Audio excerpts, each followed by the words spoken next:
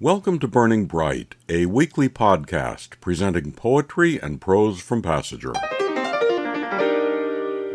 I'm not a great gardener. Last year, my harvest consisted of a couple zucchini, a few cucumbers, 4 tomatoes, and an eggplant. My most successful crop was trumpet vine. So last week, when I was planting a few vegetables, I thought, why am I even bothering? The answer, of course, hope. Maybe good things will happen. Maybe this year won't be as bad as last year. Maybe it'll even be better. Hope. Sometimes that's all that keeps us going. Sometimes that's what makes life worth living. So on this episode of Burning Bright, some pieces about hope. Tom Large said he often hears the sirens of police cars and ambulances. He said his poem started with his wondering where these sounds were coming from. And from there he wondered who these emergencies, so commonplace and therefore so easily ignored, were happening to. Here's Tom's poem, I Hear a Siren Somewhere. The sirens in the city say someone is hurt somewhere, or someone is dying.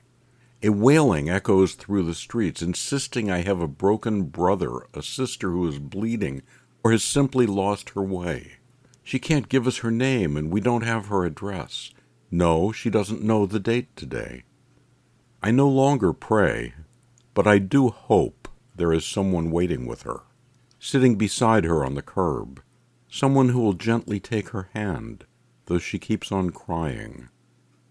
And the siren's scream gets closer, drowning out all the human voices.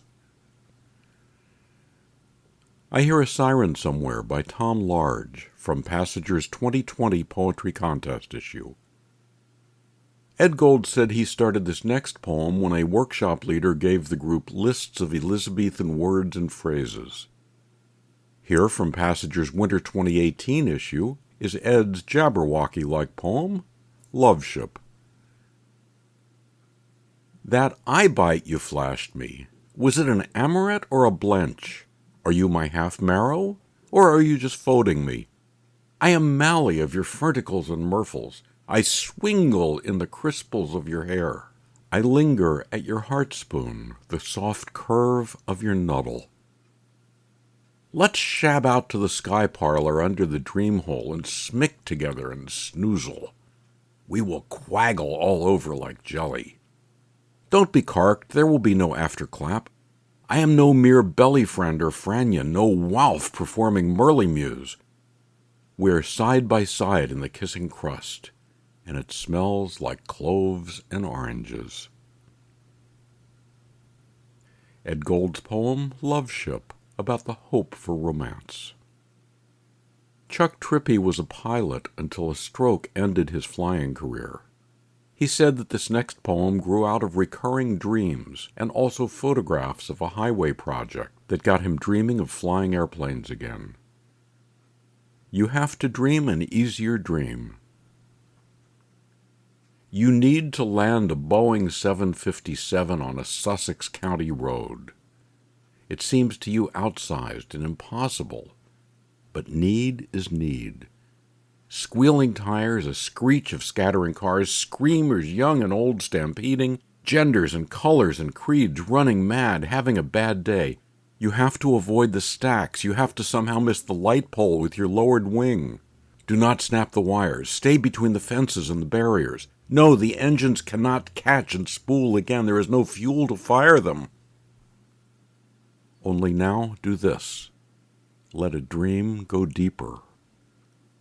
There is a sign ahead you cannot read across a footbridge. Walk to it. From Passenger's Winter 2014 issue, Chuck Tripi's poem, You Have to Dream an Easier Dream. I began this podcast talking about my garden. We'll end this episode about hope with Martha Fox writing about her garden. Martha said, I wrangle with how best to find comfort during these harrowing times. For me, hope feels tangible in my garden. For the nuns, Martha's poem begins with this epigraph from Pew Research. More than a quarter of Americans list religious affiliation as none. Of all the assurances intoned in liturgy, the most excessive is, "We shall never hope in vain." Contrast that to this, the glimmer of a tiny koi in the black pupil of a pond surrounded by a snowdrift. Spring will come. Summer is ekumenin one of these days. Then falls lustrous letting go, lull of winter, and the lions and lambs of March again. So let's bundle storm twigs from our dormant yards and keep our eyes open for arrowheads of snowdrops, artifacts of some ancient's wish poking through a patch of slush. We can trust hope in the garden. Martha Fox's poem about hope for the nuns, from Passager's 2022 Poetry Contest issue. To subscribe to, donate to, or learn more about Passager and its commitment to older writers, visit PassagerBooks.com. Passager offers a 25% discount on the books and journal issues featured here on Burning Bright. Visit our website to see what's on sale this week. I'd like to read more, but I have to go out and water my garden.